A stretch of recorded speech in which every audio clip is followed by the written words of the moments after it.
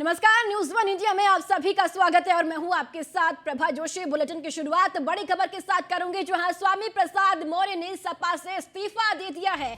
जी हां, एमएलसी पद से स्वामी प्रसाद मौर्य ने इस्तीफा दिया और स्वामी प्रसाद मौर्य ने समाजवादी पार्टी छोड़ दी है। 1:30 बजे प्रेस कॉन्फ्रेंस समाजवादी पार्टी, आपको बताते चले कि 1:30 बजे प्रेस कॉन्फ्रेंस स्वामी प्रसाद मौर्य की ओर से की जाएगी। तो स्वामी प्रसाद मौर्य 1:30 बजे प्रेस कॉन्फ्रेंस करेंगे। तो बड़ी खबर आपको बता दें कि स्वामी प्रसाद मौर्य ने सपा से इस्तीफा दे दिया है। जी एमएलसी पद से स्वामी प्रसाद मौर्य ने इस्तीफा दिया है और स्वामी प्रसाद मौर्य ने समाजवादी पार्टी छोड़ दी है।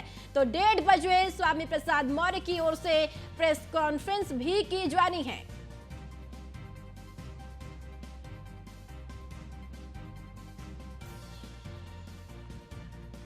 तो बड़ी खबर आपको बता दें, जहां 1:30 बजे स्वामी प्रसाद मौर्य प्रेस कॉन्फ्रेंस करेंगे और बड़ी खबर स्वामी प्रसाद मौर्य ने सपा से इस्तीफा दे दिया है। जी हां, आपको बताते चले कि स्वामी प्रसाद मौर्य ने एमएलसी पद से इस्तीफा दिया है। साथ ही साथ आपको बता दें कि 1:30 बजे स्वामी प्रसाद मौर्य की ओर से प्रेस कॉन्फ्रेंस की जाएगी।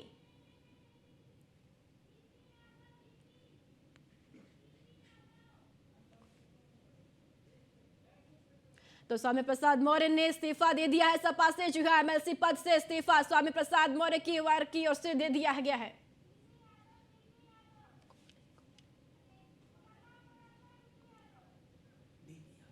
और चलिए, ज्यादा बातचीत के लिए डीपी यादव हमारे साथ जुड़ चुके हैं, प्रवक्ता है सपा से। डीपी यादव जी, स्वामी प्रसाद मौर्य ने इस्तीफा दे दिया है सपा से।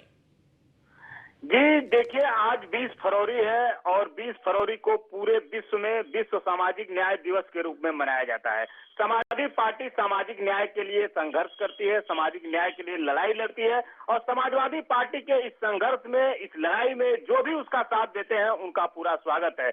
और स्वामी प्रसाद मौर्य जो कि कुशीनगर से, फाजिल नगर से वो चुनाव लड़े थे समाजवादी पार्टी पर और कहीं ना कहीं वो हार गए थे चुनाव। उसके बाद समाजवादी पार्टी ने उनका सम्मान करते हुए उनको कहीं ना कहीं जो है विधान परिषद में भेजने का काम किया था, जिससे वो समाजवादी पार्टी के साथ कंधे से कंधा मिला करके सामाजिक न्याय की लड़ाई में साथ दे सके। उसके बाद समाजवादी पार्टी ने उनको राष्ट्रीय महासचिव भी बनाया था। तो समाजवादी पार्टी ने उनका पूरा सम्मान किया था। अब समाजवादी पार्टी के सम्मान के बावजूद क्या परिस्थितियां हैं, क्या मजबूरियां हैं, उन्होंने क्यों त्याग पत्र दिया है, वो बेहतर तरीके से स्वामी प्रसाद जी ही बता सकते हैं। लेकिन समाजवादी पार्टी की तमाम नेता जो है वो समाजवादी पार्टी को छोड़कर बाहर जा रहे हैं, ठीक चुनाव से पहले पहले। देखिए, कौन कहां जा रहा है ये इस समय महत्वपूर्ण नहीं है। इस समय महत्वपूर्ण ये है कि देश किन परिस्थितियों के साथ जूझ रहा है। भारतीय जनता पार्टी के कुशासन से कैसे देश को निजात दिलाना है। 2024 का लोकसभा चुनाव नजदीक है, अगले महीने में चुनाव आचार संहिता भी लागू हो जाएगी और कहीं न कहीं मई तक सरकार भी बन जाएगी। लेकिन इन 2-3 महीनों में किस प्रकार से किसका कैसा बर्ताव रहता है ये जनता भी देखेगी। जनता भी इस बात को कहीं न कहीं विश्लेषण करेगी, एनालिसिस करेगी कि जब देश विपरीत परिस्थितियों से जूझ रहा था तो समाजवादी पार्टी का साथ कौन कौन दिया था। अब कौन कहा जाता है, आप या हम उसको मना तो कर नहीं सकते हैं।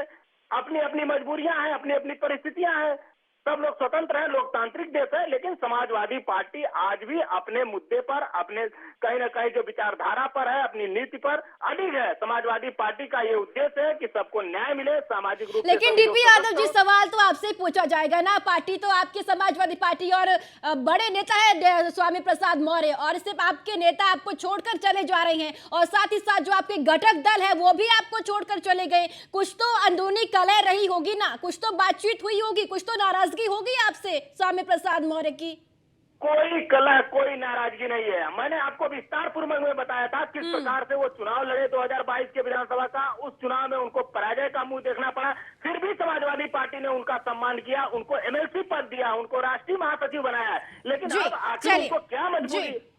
चलिए ठीक है डीपी यादव जी, शुक्रिया आपका बातचीत करने के लिए। और चलिए, ज्यादा जानकारी के साथ हमारे संवाददाता स्कंदिता मिश्रा हमारे साथ जुड़ चुकी है। स्कंदिता, स्वामी प्रसाद मौर्य की ओर से एमएलसी पद से इस्तीफा दे दिया गया है, क्या है जानकारी आपके पास?